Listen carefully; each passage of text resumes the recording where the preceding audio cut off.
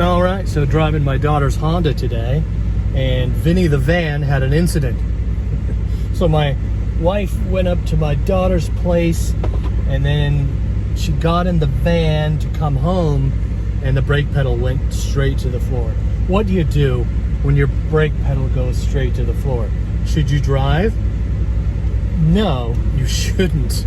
So, especially if there's a puddle of brake fluid under one of the wheels. Now I'm going to figure out what's wrong with old Vinnie the van. See if we can get Vinnie down the big massive hill. My daughter also lives on this huge hill, so you do not want to go down this massive 45-degree hill without brakes. Pumping your brakes, like that's kind of scary. You don't want to do that. No. All right, this is my daughter's little Honda, and here is Vinnie the van. We're gonna pop the hood. First of all, check the brake fluid level. That's my parking brake. All right, Russ, wrong one. No Caravans by now. And the reveal. Oops. Well, it looks like it's still got fluid in it. So that's at least some good news. Ugh, that fluid is nasty too. And it's too full. There's too much fluid in there.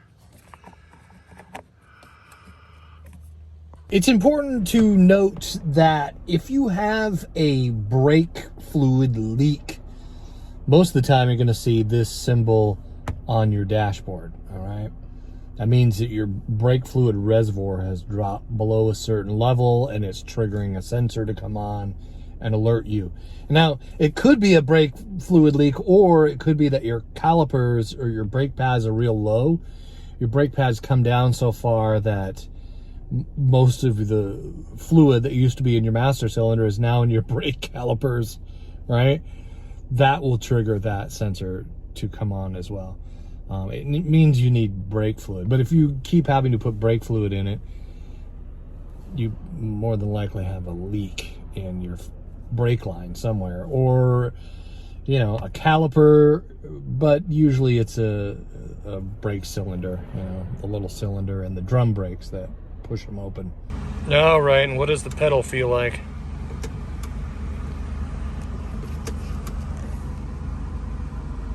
Yeah, it feels wonky. I am able to pump it up though. Put it in gear.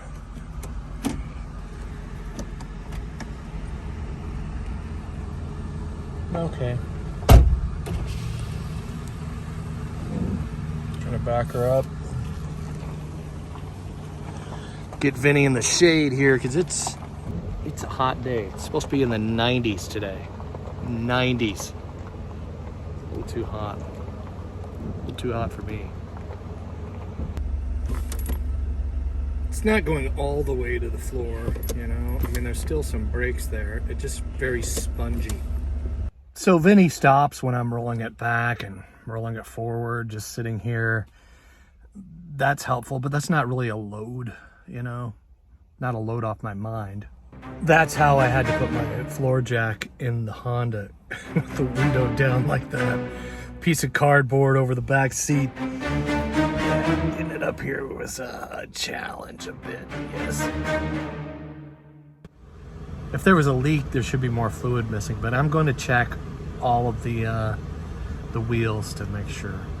I'm going to start with the passenger side, and Vinnie has disc brakes all the way around. Now, if Vinnie had drums in the back, I would check the rear first because the seals tend to go, and that's usually what goes first before disc brakes. So, and you'll usually see fluid inside the wheel here. See, this is dry. You'll see leakage, fuel leakage. You know, brake fluid leakage right inside that wheel, right in there. That side looks pretty dry as well. Get a little closer. I mean, they got oil leaks all over the place here. This thing's got almost 200,000 miles on it. But, you know, I've seen worse with less miles. Tell you what. Old Vinnie the van. Getting her done. Yeah, it's pretty dry. Let's get a little closer. Oh, I miss a lift, man. I tell you what, I miss a lift. I got spoiled on the lift, I tell you what. See, that's dry. It's dry all the way around. You would see brake fluid all over the place inside there. If it was leaking, that caliper looks like it's good. This looks pretty dry. Bone dry on this side. You would see it up here. There's some, it's greasy. And maybe there is a little, it's just like seepage, but there's not pooling fluid out of there. Is there?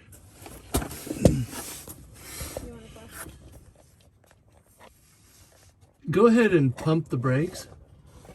Can you get in there and push the brakes down?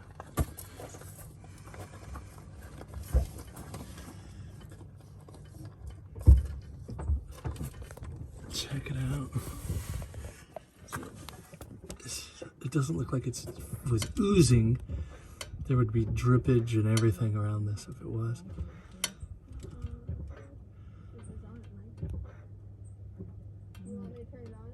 No, I can hear it. Do it again. Yeah, it's not leaking. I don't see anything coming out. Okay, that's good. It just looks like a little seepage. It would be dripping if that was the case. It's just greasy, dirty. Let's check out that side over there. Ugh. Again, it looks dry, but I'm gonna get closer. This side looks even better than the other side. Dry, no brake fluid. Well, that's great.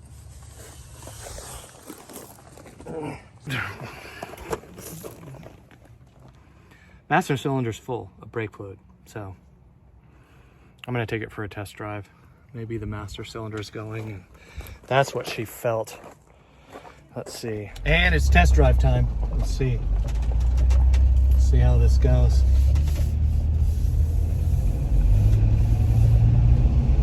And stop. That's not too bad. They're just spongy. They're spongy brakes. So the big test with this test drive here is going down the big hill. We're about to hit the hill, and I'm being safe. I've driven this around my daughter's little neighborhood back there, so I'm pretty confident. And of course, I'm not going to slam on the brakes with people behind me because this is a very heavily traveled road. But here we go. I'm going to take a right or left turn on one of these streets here. Yeah, Dickweed. Yeah, buddy. I am slowing down. And it's spongy as heck, but it is slowing down, yes. We are okay. Just spongy. Spongy flipping brakes, but they do stop, and that was a major test to prove that they do stop. Was that risky, Russ? Kinda. It's okay. I didn't see any fluid leaking, therefore I was confident in my test drive here. Brake flush is in order, and then we'll see how it feels. I'm betting that's what's going on. So what I ended up doing was taking old Vinnie to my former employer and having a brake flush done at a shop with an extractor to extract all the brake fluid. Look at that. Nasty. Oh man, it's starting to come back up. Yeah.